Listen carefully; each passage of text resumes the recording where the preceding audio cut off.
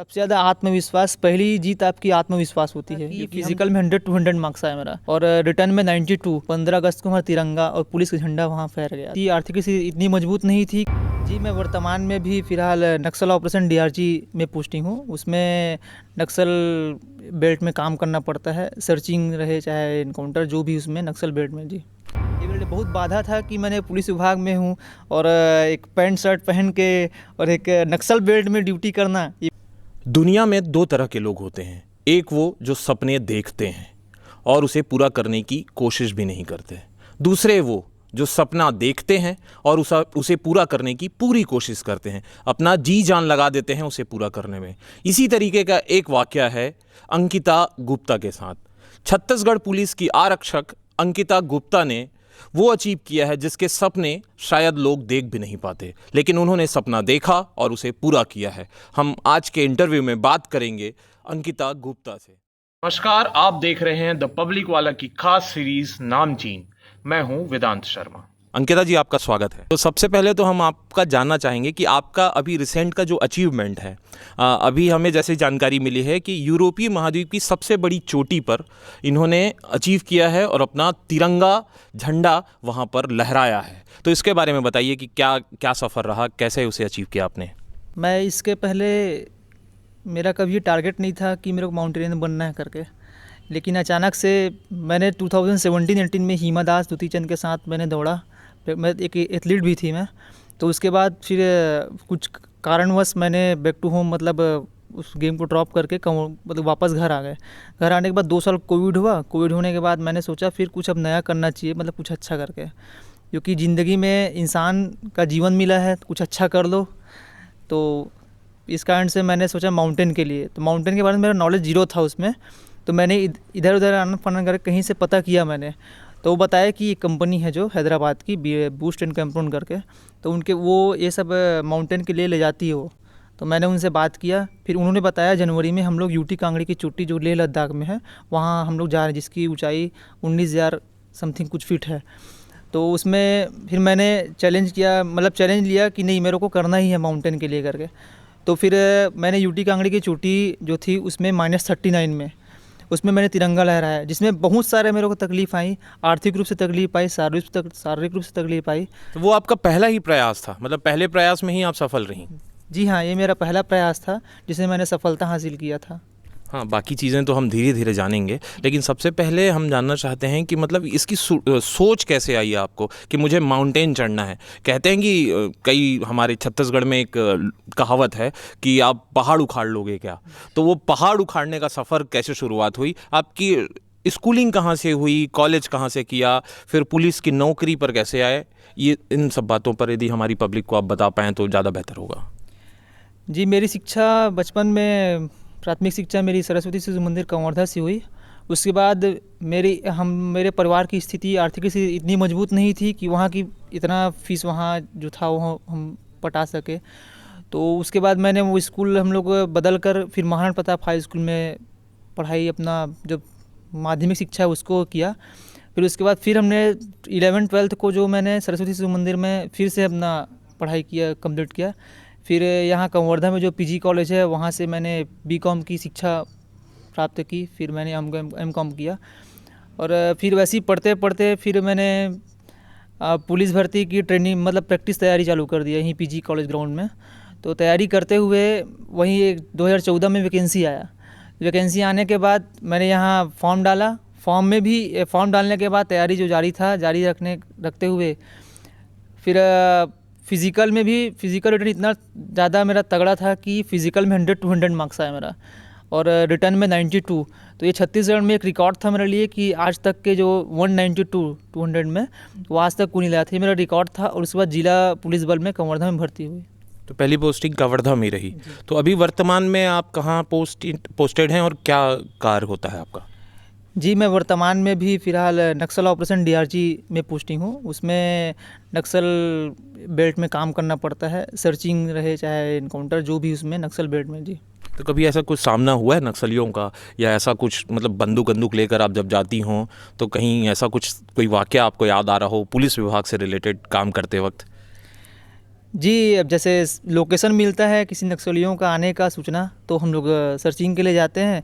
तो उसमें तो जायज़ है कि कोई ना कोई जैसे उनका आने का अंदेशा रहता है तभी जा रहा है, तो उसमें कहीं न कहीं हमको लगता है कि आ रहे हैं, फिर आते हैं। ऐसा हुआ भी है हमसे कि हम जाते हैं, वो निकल जाते हैं, या फिर वो आते हैं, फिर हम निकल जाते हैं, ऐसा कुछ। जी। लेकिन अभी कोई ऐसा एकदम आमना सामना नहीं हुआ है, लेकिन आप डटे हुए हैं आप लोग निश्चित तौर पर।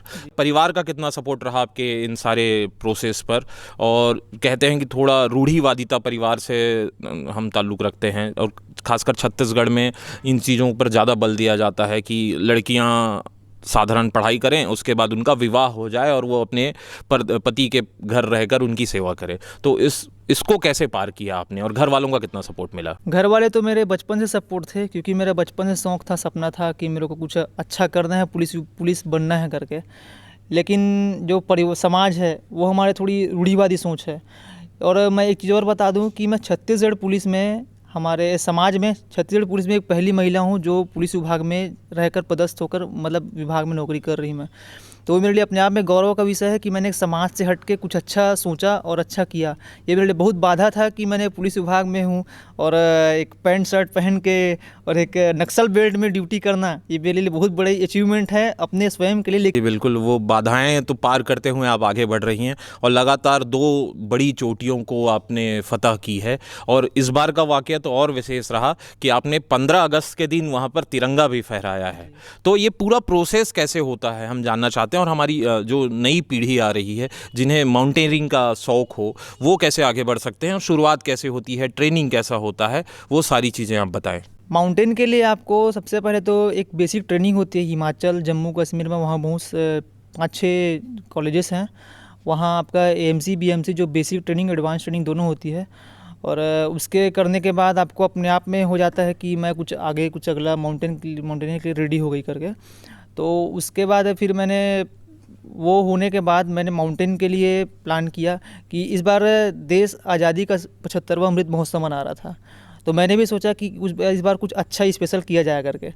तो फिर मैंने पता किया, फिर वो 15 अगस्त को, मतलब 15 अगस्त में तिरंगा फतह के लिए यूरोपीय महाद्वीप की सबसे ऊंची चोटी है, उसमें जा रहे थे हम लोग, जाने का प्लान था। फिर 8 अगस्त को यहाँ से निकले और 12 अगस्त को हम लोग चढ़ाई चालू किया बेस कैंप में रुकने के बाद 14 अगस्त रात को हम लोग निकले। तो 14 अगस्त रात को समथिंग 10 बजे हम लोग निकले और सुबह 5:43 में 15 अगस्त को हमारा तिरंगा और पुलिस का झंडा वहाँ फहर गया था। जी बिल्कुल, वो वीडियो हम सब ने देखा, और सच में हम सभी के रोंगटे जब खड़े हो गए जब उतनी ऊंची चोटी पर और लगभग -40 डिग्री की सेल्सियस पर आपने तिरंगा लहराया और अपने पुलिस विभाग का भी झंडा वहाँ पर फहराया है। तो वो जो मैं फिर वो जानना चाह रहा हूँ कि जो प्रोसेस है, कि जो नए लोग हैं वो कैसे शामिल हो सकते हैं, और क्या आपने भी कुछ विशेष ट्रेनिंग ली है, और पर्वत चढ़ने के लिए कुछ विशेष ट्रेनिंग की भी आवश्यकता पड़ती है? जी, उसमें नॉलेज बहुत ज़रूरी है, ट्रेनिंग की भी बहुत ज़रूरत है, क्योंकि जो हम लोग ये नॉर्मल जैसे सिटी में जो पहाड़ रहता है, जैसे हमारे कंवर्धा भोरम में पहाड़ी एरिया में एकल श्रेणी है, उस वेदर से ये जस्ट अपोजिट रहता है, क्योंकि वहाँ बर्फीले पहाड़ रहते हैं और आपको अपने आप में कैजुअलिटी के लिए बचाओ, मतलब क्या हो सकता है अपने जो हम लोग सीखा है, सिखलाई बहुत ज़रूरी है इसके लिए, क्योंकि वहाँ कहीं बर्फ़ का अपना आप ही आप कट के गिरना हो जाता है और मौसम भी अचानक से ख़राब हो जाता है। जैसे हम लोग अभी गए थे, वहाँ विंड स्पीड 50 से 60 किलोमीटर की स्पीड थी, वहाँ कोई भी रिस्क जोन कुछ भी हो सकता था। जैसे ठंड भी बहुत ज़्यादा माइनस में रहती है, तो हम लोग अभी -30 में थे वहाँ। तो इसलिए वहाँ बेसिक जानकारी जो है कि वहाँ ड्रेस कोड के लिए किस टाइप से पहनना है, क्या करना है, क्रैम्पोन लगाना पड़ता है, बूट्स रहता है, और उसके बाद आपका उसमें जो बेसिक जानकारी जिसमें हम कैसे चलना है वहाँ पहाड़ में किस स्थिति में, उसके लिए जानकारी बहुत ज़रूरी है और इसकी ट्रेनिंग भी बहुत ज़रूरी है। जी, ये पूरे प्रोसेस में पर्वत, आप यूरोप गई और यूरोप पर आपने ये फ़तह हासिल की है, लेकिन वो पूरे प्रोसेस पे बहुत सारी चीज़ें आई होंगी, बहुत परेशानियाँ आई होंगी, और उसको आपने सामना किया और आगे बढ़े। तो एक और वाक़या जो हुआ कि सीएम साहब से आपकी मुलाकात हुई, उनसे आपने अपनी बात रखी, वो वाक़या कैसा था और वो क्या था? मैंने तो सबसे पहले माउंट एल्ब्रूस के लिए अपना जाने का फाइनल कर लिया था। मैंने अपने कदम बढ़ाया, उसके लिए सबसे पहले अपने जाने का फाइनल करने के पहले मैंने प्लान किया था कि कहीं से मेरे को फंडिंग हो जाएगा, क्योंकि इसमें लंबा बजट लगता है कुछ। लगभग कितना खर्च आता है इस प्रोसेस में, या कितना आया होगा आपको? जी, अभी समथिंग मेरे को 5 लाख रुपए का बजट पूरा कंप्लीट हो गया है मेरा, मतलब खर्च इसमें। क्योंकि इसमें मैं बता दूं एक और चीज़ कि इसमें एक छत्तीसगढ़ का रिकॉर्ड ही बना है। माउंट एल्ब्रूस पश्चिम है और माउंट एल्ब्रूस पूर्व है। माउंट एल्ब्रूस पश्चिम को कई लोगों ने फतह कर लिया है, लेकिन माउंट एल्ब्रूस पूर्व का जो फतह था वो हमारी टीम ने पहली बार किया, जो एक देश के लिए, एक हमारे राज्य के लिए गौरव की बात है। भारत के पहली बार किसी ने उतनी ऊंचाई तक वहां पर पहुंचे, ये कहना चाह रही हैं? माउंट एल्ब्रूस पूर्व में। तो मैंने आर्थिक रूप से बहुत ज़्यादा मुझे सामना करना पड़ा। मैंने कई जगह गया कि पैसा की कहीं कुछ, कई जगह कि मेरे को व्यवस्था हो जाए करके, लेकिन मुझे कहीं से उम्मीद नहीं दिखा। तो मैंने यहाँ हमारे कवर्धा के जो विधायक जी हैं, तो वहाँ से भी मैंने जाने से 1 महीने पहले आवेदन दिया था। तो मंत्री महोदय जी ने सीएम सर को लेटर फॉरवर्ड कर दिया था। तो लेकिन मेरे को अंतिम 1 हफ्ते तक वहाँ से मुझे आर्थिक रूप से मदद नहीं हुआ था।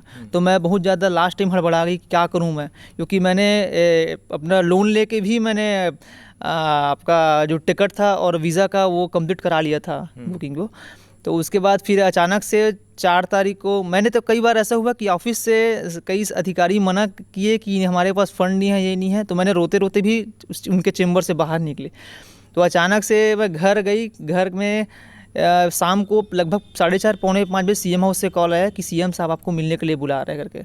लेकिन उसके बाद ही मुझे उम्मीद नहीं था कि वहाँ से कुछ पैसा मिल जाएगा। हो सकता है मैं जा रही हूँ तो उसके लिए मुलाकात करने बुला रहे होंगे। तो वहाँ मैंने सीएम हाउस रायपुर गई। रायपुर जाने के बाद सीएम सर मुझे तिरंगा भेंट किए कि आप वहाँ माउंट एल्ब्रूस की चोटी पर हमारे राज्य का और तिरंगा झंडा को आप फतेह करके आना, राज्य का प्रतिनिधित्व करना करके। तो फिर मैंने सर से कहा भी कि सर मेरे को इसमें आर्थिक रूप से ज़रूरत है फंड कैसे करके। तो सर बोले भी कि आपका सेंक्शन हो गया है, पैसा पास हो गया है। तो मैंने सर से ये भी कहा कि सर ये तो थोड़ा पैसा है, हाँ, सरकारी काम है, कहीं लेट ना हो जाए। सरकारी काम है, 4-5 तारीख हो गया है, मेरे को 8 तारीख का फ़्लाइट है, मैं कैसे करूँ, थोड़ा जल्दी करवा दीजिएगा सर से करके। तो सर ने मुझे आश्वासन दिया कि आप अभी जाइए, आपको सेकेंड दिन आपको कलेक्ट्रेट के माध्यम से आपको पैसा जो है फंड चेक मिल जाएगा करके।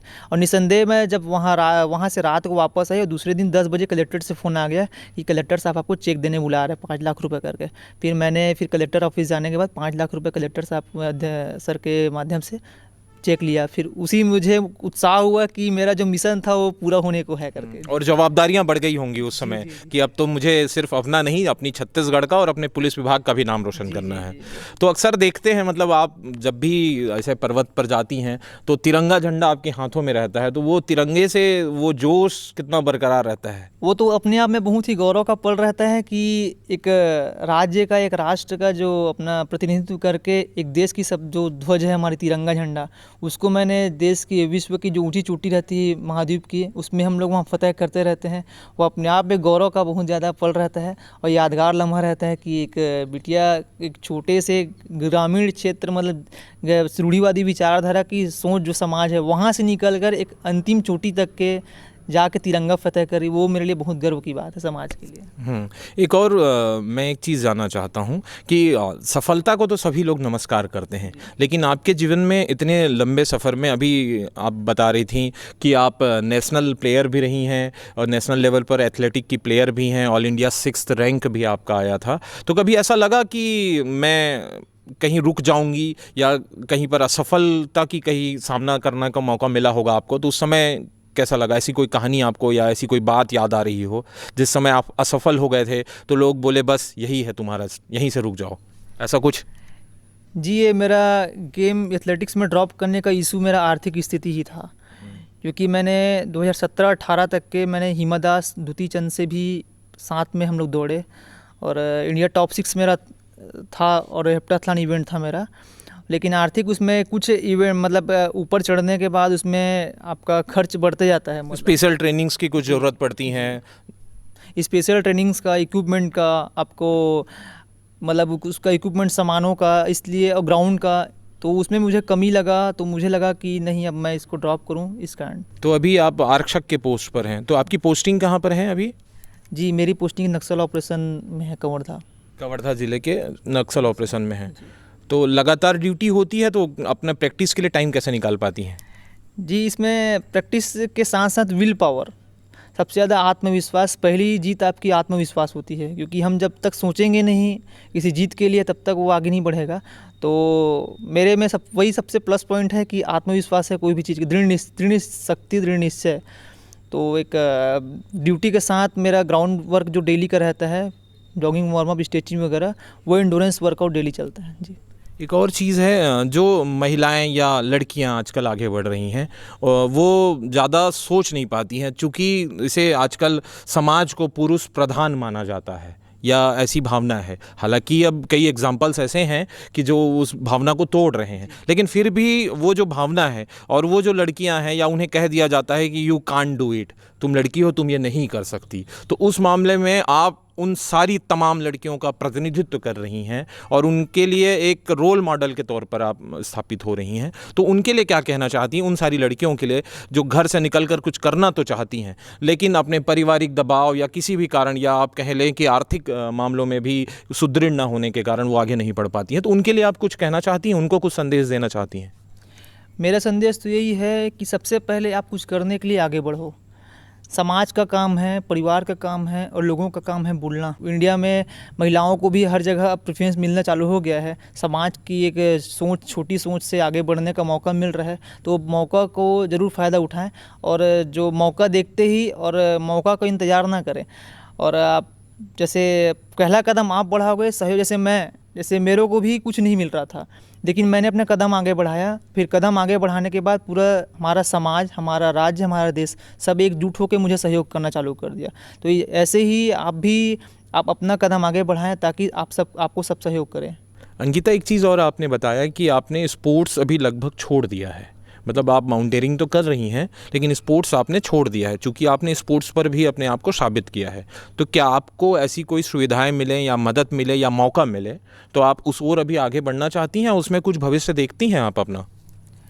जी, एक हर चीज़ करने के लिए, हर कार्य करने के लिए एज फैक्टर काम करता है। तो अभी इस उम्र में तो वर्कआउट करना। कितनी उम्र के हैं आप? आपकी उम्र क्या है? मेरा 29 रनिंग चल रहा है मेरा। हाँ, तो ज़्यादा उम्र नहीं हुई है आपकी। नहीं, एथलेटिक्स में एक लिमिट रहता है कि मतलब अपने आप में वर्कआउट, और कोई भी एज में कोई भी काम करना ये संभव नहीं है। तो एथलेटिक्स में कंपटीशन इतना ज़्यादा हो चुका है कि एक जैसे नीरज चोपड़ा अभी 23 ईयर का है, जो Olympic medalist, Asian medalist, Commonwealth Games medalist है। हिमा दास ने 20 ईयर की। तो इस एज में यदि अच्छा कोई किसी को सहयोग या फिर अपने आप से कुछ वर्कआउट हैवी हो जाए तो उसमें एक आप चमक सकते हो, लेकिन एक उम्र के बाद ये मुश्किल है। मेरा सवाल अभी भी रह गया है, मतलब आप स्पोर्ट्स पर अब ज़्यादा ना होकर इसी ओर आगे बढ़ना चाहती है। आपके फ्यूचर प्लानिंग क्या है? अभी जो आपने अचीव किया है उसके बाद अब अगला क्या? जी, मेरा लेह लद्दाख में जो ऊँची चोटी थी, यूटी कांगड़ी की, तो उसको फतह करने के बाद मेरे ऊपर आत्मविश्वास आ गया कि नहीं, मेरे को अब यही क्षेत्र में आगे बढ़ना है। तो उसके बाद मैंने उसी दिन से सोच लिया था कि 7 समिट, सातों महाद्वीप की चोटी में तिरंगा फतह करना है। तो उसी तारतम्य को आगे बढ़ाते हुए मैंने भी पहला जो यूरोपीय महाद्वीप की चोटी थी जो रशिया में है, तो उसको मैंने फ़तेह किया। और आगामी मेरा अक्टूबर में किलीमंजारो का है, जो दक्षिण अफ्रीका महाद्वीप की ऊँची चोटी है।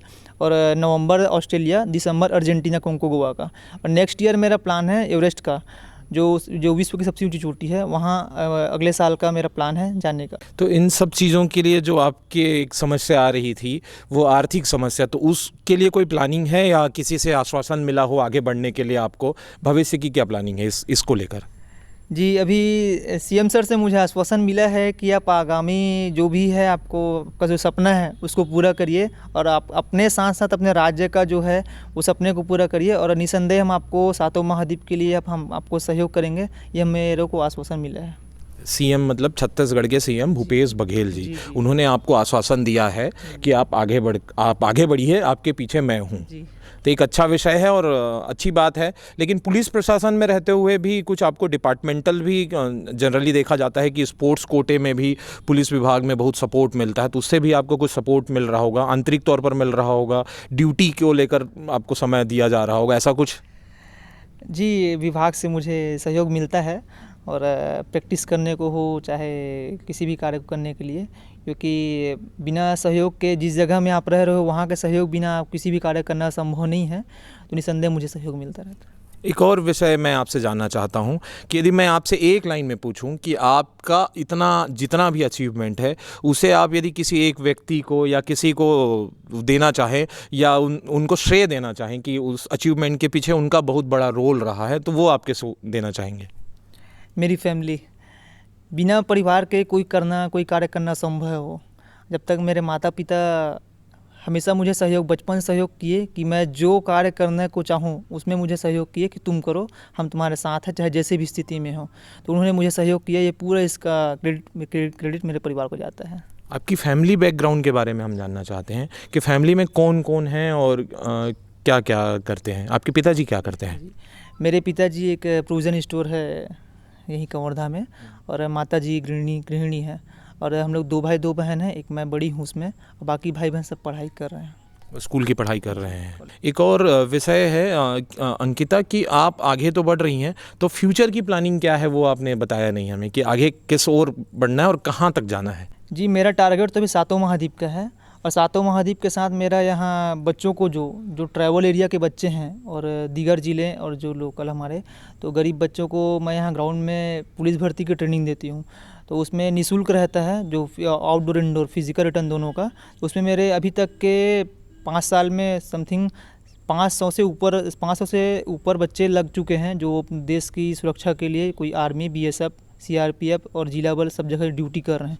तो उसके लिए भी मुझे राज्य सरकार भूपेश बघेल जी ने पिछले साल मुझे वीरनी अवार्ड से सम्मानित किया था। तो आपका दिनचर्या कैसे होता है, मतलब सुबह उठने से लेकर शाम कैसी होती है, कितने बजे सुबह उठ जाती हैं आप? जी मेरे डेली की रूटीन 5 बजे उठना है, उसके बाद फिज़िकल वर्कआउट अपना जो डेली का जो है ग्राउंड वर्कआउट वो डेली चलता है कंटिन्यू। और पुलिस विभाग का कोई समय नहीं रहता है ड्यूटी का, तो जितना टाइम कॉल आए उतना टाइम ड्यूटी करो। बाकी लेकिन फिज़िकल जो वर्क है वो डेली का रूटीन है मेरा, क्योंकि फिज़िकल जब तक मैं फिट नहीं रहूँगी तब तक मेरा आगे इन फ्यूचर जो है वह सपना पूरा नहीं हो पाएगा। तो आप इतनी बड़ी बड़ी ऊंची चोटियाँ चढ़ती हैं, तो खाने में क्या खाती हैं आप सुबह से शाम तक, मतलब ये भी हम जानना चाहते हैं, हमारी पब्लिक भी ज़रूर सुनना चाहेगी कि डाइट प्लान क्या रहता है आपका, कोई विशेष डाइट आप फॉलो करती हैं? आप वेजिटेरियन हैं? जी मैं प्योर वेजिटेरियन हूँ। जैसे अभी मैं विदेश गई थी, रशिया, यूरोपीय महाद्वीप, वहाँ प्योर नॉन वेज, वहाँ वेज के लिए बहुत इशू होना पड़ा मेरे को। तो मेरा वो जो 12-15 दिन का जो सफ़र था वो बहुत ही ज़्यादा क्रिटिकल था कि मैं यहाँ वेज में क्या खाऊँ क्या ना करूँ क्या करूँ करके। तो इसलिए मैं प्योर वेज हूँ तो मुझे बहुत दिक्कत होता है। लेकिन मेरे लिए कहते हैं कि हमारे वेजिटेरियन में भी ऐसा चीज़ है जो दूध, दही, घी, मक्खन, पनीर, इसमें इतना पावर है कि आप नॉनवेज वाले को भी ये पीछे कर दोगे। तो मैंने वही सब चीज़ ऑब्जर्व करती हूँ मैं। डेली का मेरा जो प्योर वेज का जो है स्प्राउट वगैरह और आपका जो दूध वगैरह है, दही वगैरह है, पनीर वगैरह, वही सब डेली मेरा रूटीन का डाइट है। तो आप जब गई तो आपकी मम्मी ने कुछ ऐसे पोटली पर बांध कर कुछ नहीं दिया है आशीर्वाद के रूप में? जी मेरी मम्मी ने घर में बनाया हुआ पकवान भी दिया कि तुम बाहर कुछ भी खा लो लेकिन ये घर का जो चीज़ है उसमें ही तुम्हारा सौंग भरे करके, तो मुझे दिया था जी। तो ये आपकी पहली विदेश यात्रा भी रही है? तो विदेश जाने का अनुभव कैसा रहा? मतलब वो माउंटेन चढ़ना है वो तो मन में रहा होगा, लेकिन पहली बार आप विदेशी धरती पर जब पहली बार उतरी तो क्या मन में क्या आया आपके? मैंने तो विदेश जाने के बाद मेरे वहाँ तो जस्ट हमारे हिंदुस्तान से पूरा संस्कृति ही उल्टा है वहाँ का। तो इसलिए इसके लिए बहुत हम लोग को परेशानी भी हुआ कि जस्ट अपोजिट है उन लोगों का बातचीत का, रहन सहन, खान पान जो भी, और लैंग्वेज प्रॉब्लम भी बहुत ज़्यादा होता है वहाँ हुआ हमको रशिया में। और आपका वहाँ से आने के बाद मैंने एक ही चीज़ कहा, सारे जहाँ से अच्छा हिंदू से था हमारा। तो वहाँ जब गए आप तो कैसा प्रोसेस रहा, कितने दिन वहाँ रुके? जैसे आप 8 तारीख को आप निकली, उसके बाद कैसे एक प्रोसेस थोड़ा सा बताते आप? जी मेरी फ़्लाइट 8 तारीख को रायपुर टू दिल्ली था, और उसके बाद हम लोग 10 तारीख को हम लोग वहाँ पहुँच गए मॉस्को में लेट नाइट। आपके साथ कितने लोग थे और कहाँ कहाँ से थे? पूरे इंडियन ही थे कि कुछ और फॉरेनर्स भी थे? जी हमारे यहाँ मेरे साथ पूरे इंडियन थे। हम लोग 7 लोग हमारी टीम में थे, और 2 गाइड थे हमारे यहाँ से, और बाकी जो गाइड थे रशिया से थे। तो उसके लिए हम लोग 11 तारीख को पहुँचे। हमारा जो बेस कैंप है वहाँ मिनरल डेवे जो एरिया है जहाँ से सबमिट किया जाता है, तो वहाँ से फिर हम लोग 12 तारीख को बेस कैंप जाना चालू किया। तो बेस कैंप में हम लोग नाइट हल्टिंग किए। फिर वहाँ से एक्लेमेटाइजेशन के लिए हम लोग 3 दिन तक कंटिन्यू ऊपर पीक में जाना और आना, एक एरिया तक के हम लोग अपने आप बॉडी को ऑब्जर्व करने के लिए एक्लेमेटाइजेशन के लिए हम लोग गए। फिर 14 तारीख को लेट नाइट हम लोग निकले सबमिट पॉइंट के लिए। तो उसमें फिर हम लोग 15 अगस्त को सुबह हमारा तिरंगा 5:43 में फहर गया था। अच्छा अंकिता जी, आपने अभी बताया कि आपने चढ़ाई रात को शुरू की थी, तो वो रात को चढ़ाई कैसे, मतलब आप पैदल चढ़ते हैं कि वो रस्सी पर चढ़ते हैं? जी ये मेन मैटर पूरा वेदर ऊपर रहता है। तो जैसे हम लोग अभी गए थे तो इसमें हम लोग रात को चढ़ाई किए। हम लोग चढ़ने से पहले गूगल मैप देखकर गाइड के माध्यम से वेदर को एकदम क्लियर देखा था, और अचानक वहाँ चढ़ने के बाद आधा दूर देखे कि वेदर इतना ज़्यादा ख़राब हो गया कि विंड स्पीड जो 60 से 70 किलोमीटर की स्पीड से थी, वो बहुत ज़्यादा हमको परेशान किया। और हमारा टारगेट भी 2 पीक चढ़ने का था, माउंट एल्ब्रूस पश्चिम का तो था ही, और लेकिन माउंट एल्ब्रूस पूर्व का, जिसका जानकारी हम किसी को यहाँ से जाने से पहले नहीं था, लेकिन वहाँ जाने के बाद पता चला कि इंडिया रिकॉर्ड है, मतलब इंडिया में आज तक इसको कोई नहीं चढ़ाया करके।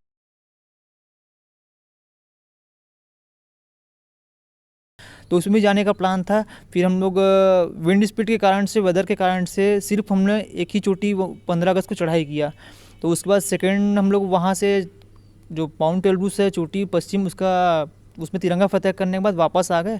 और फिर सेकेंड दिन 16 तारीख को हम लोग उसमें माउंट एल्ब्रूस जो पूर्व है उसमें फिर हम लोग चढ़ाई किया। तो उसमें भी आपने सफलता हासिल की। लेकिन मैं ये जानना चाहता हूँ कि चढ़ते वक्त मतलब वो रिस्क कितना होता है और सफलता के कितने % चांस होते हैं? वैसा है, वो पूरा रिस्क जोन है। वो आप अच्छा जी के आ गए तो अच्छी बात है, नहीं तो फिर उसमें कोई इशू नहीं। उसमें मतलब आने का जितना जाने का जितना ऑप्शन है उतना आने का भी ऑप्शन है, मतलब ऐसा। तो उसमें जाने का, जैसे हम लोग गए थे वहाँ, तो वहाँ इतना ज़्यादा बर्फीला एरिया रहता है कि मतलब सिंगल लेन, मतलब आप थोड़ा सा भी कहीं लापरवाही किए तो आपको वहाँ मौत भी हो सकती है। तो पहले कोई ऊपर चढ़ते जाता है, उसके पीछे आप लोग चढ़ते हैं, कैसे होता है वो? जी हमारे सामने लोकल जो वहाँ के रहते हैं वो गाइड रहते हैं, तो हम लोग रास्ता बताते जाते हैं उन लोग कि इधर से चलना है करके। तो हम लोग उसके पीछे हम लोग एक लाइन में हम लोग चलते जाते हैं ऊपर। तो उसमें पैदल ही चढ़ना पड़ता है, जैसे हम लोग चढ़ाई करते हैं पैदल, वैसे ही वापस पैदल ही आना पड़ता है सेम रूट में। तो सारे सेफ्टी के मेजर्स भी यूज़ करते होंगे, तो किन किन चीज़ों का उपयोग करते हैं जनरली आप लोग? इसमें सेफ्टी के लिए बोला जाए कुछ नहीं रहता, जो अपना स्नो कैट का मतलब स्नो जो रहता है अपना जो सहयोग के लिए वही बस रहता है। बाकी जो गाइड रहते हैं रस्सियाँ कुछ रखे रहते हैं ताकि कुछ हेल्प हो जाए, किसी को रेस्क्यू कुछ इशू हो थोड़ा बहुत छोटा मोटा। अब बड़ा रेस्क्यू तो यहाँ कुछ हो नहीं सकता, छोटा मोटा जैसे किसी को कुछ परेशानी है तो उसमें छोटा मोटा कुछ रेस्क्यू उसमें हो जाता है। फर्स्ट एड किट ही आप लोग अपने साथ लेकर चलते हैं और बाकी तो पूरा आपका आत्मविश्वास ही है? जी। जैसे हम वो बोलते हैं ना, किसी भी कार्य को करने के लिए बिना ईश्वर का साथ, मतलब अपने आप में विल पावर, आत्मविश्वास, उसके बिना कोई भी काम करना संभव है। जी तो ये सब चीज़ें बिना आत्मविश्वास का असंभव था रहता है, और हम लोग आत्मविश्वास ही पहली जीत है हमारी किसी दृढ़ निश्चय के लिए।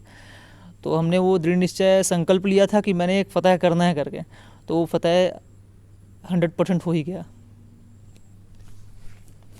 वैसे हमारे देश में जैसे आप पुलिस विभाग से हैं, तो पुलिस विभाग में यदि स्पोर्ट्स कोटा होता है और स्पोर्ट्स पर कोई अचीव करता है उनके विभाग का, तो उन्हें आउट ऑफ टर्म प्रमोशन का भी ऐसा कुछ रोल है। तो वैसा भी कुछ आपके लिए बात चल रही है या आपको कुछ मिलने वाला है? मेरा कार्य था जिस मंजिल में पहुंचने का, मैंने उस मंजिल में पहुंच गई। उसके बाद ये जो आउट ऑफ टर्न वाला जो प्रोग्राम है, वो एक मेरे से वरिष्ठ अधिकारी हैं, वो विभाग में जो मेरे लिए अच्छा सोचे, और उम्मीद है, विश्वास है कि मेरे लिए आगामी जो भी मेरे लिए अच्छा रहेगा वही सोचेंगे, और ये विभागीय प्रोग्राम है, विभाग की कार्यवाही जो होगी आगे। तो उससे पहले कहीं किसी थाने पर आपकी पोस्टिंग रही है? इससे पहले थाने पर भी आपने काम किया है? जी नहीं, मैं थाने में नहीं की। मैं ग्राउंड, मेरा यहाँ बच्चों को जो सोशल सामुदायिक पुलिसिंग में जो काम चलता है पुलिस भर्ती का, वो उसको कार्य करते करते मैंने नक्सल ऑपरेशन बेल्ट में अपनी पोस्टिंग मेरी हुई है। अच्छा, मैं यदि आपसे जानना चाहूँ कि चंद लाइनों में कि अंकिता गुप्ता क्या है, आप कैसे अपने आप को डिस्क्राइब करेंगी?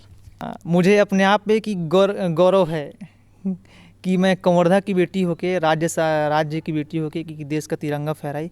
और मुझे अपने आप पे भी गौरव है कि मैं एक जो ड्रेस कोड जो पुलिस विभाग उसमें मैं ड्यूटी करती हूँ, और एक नक्सल ऑपरेशन में मेरी पोस्टिंग है और ड्यूटी उसका निभा रही हूँ। ये मेरे लिए गौरव की बात है जी। और आप जब अभी अचीवमेंट के साथ जब वापस आई तो पूरा शहर आपकी स्वागत में उमड़ा था, वो वाक़या कैसा रहा? उस पर आपको कैसा लगा जब उसी शहर में जहाँ पली बढ़ी हैं वहाँ जब आप आ रही हैं तो आपका कुछ स्वागत भी हुआ, उस पर आप क्या कहना रहे? ये तो जितना मेरे लिए गौरव की बात है, उतने मेरे लिए समाज और एक जिले की गौरव की बात है कि इसके लिए, और जो स्वागत के लिए आए, और जो मेरे ज़िले का और राज्य के लिए जो अपने आप में गौरव महसूस कर रहे हैं कि हमारी बिटिया, जो कवर्धा ज़िले की बिटिया, जिन्होंने ये इतना कठिन कार्य पूरा करके तिरंगा फतह किया, तो उसके लिए निसंदेह ये बहुत ही खुशी की बात है मेरे लिए कि उन्होंने स्वागत के लिए आए, और जो मुझे जो जितना हो सका उतना सहयोग भी किया और स्वागत भी किया।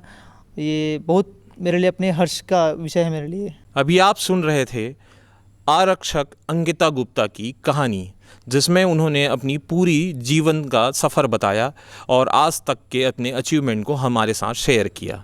लेकिन ये यहीं पर रुकने वाली नहीं है, ये आगे बढ़ने वाली हैं और अपने कई सपने इन्होंने जो देखे हैं उसे पूरा करने वाली हैं। साथ ही इन्होंने एक संदेश भी दिया उन तमाम माता और पिता को कि यदि आपके घर की बेटी यदि कुछ करना चाहती है, कुछ आगे बढ़ना चाहती है, तो उसका आप सभी सपोर्ट करें। और मैं अंकिता के लिए सिर्फ इतना कहना चाहता हूं कि चल पड़े हैं लक्ष्य लिए, बहुत कुछ बदलना है, अभी कहाँ है आराम हमको, अभी तो मीलों चलना है।